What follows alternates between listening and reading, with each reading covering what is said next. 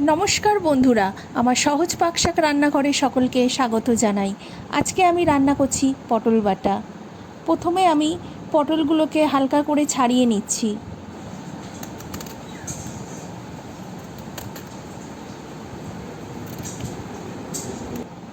পটলের দুটো মুখ কেটে নিয়ে পটলটাকে আমরা আস্তে আস্তে ছাড়িয়ে নিচ্ছি।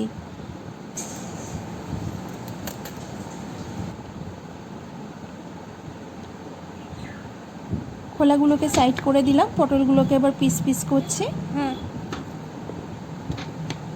ছুরি দিয়ে বা বটি দিয়ে যা কিছু দিয়ে পটলগুলোকে 4 ভাগ করে নেওয়া যাবে।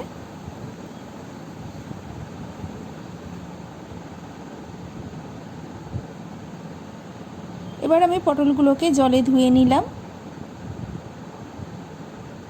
তারপর আমি পটলটাকে সিদ্ধ করে নিয়েছিলাম, নিয়ে মিক্সিতে দিয়েছি।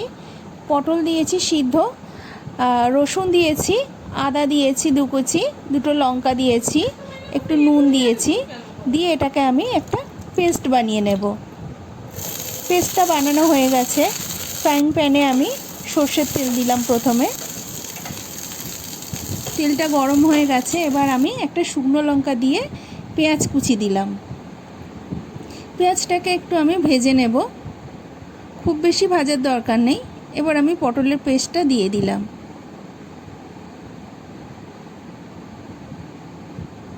দিয়ে নাড়াচাড়া করতে থাকবো।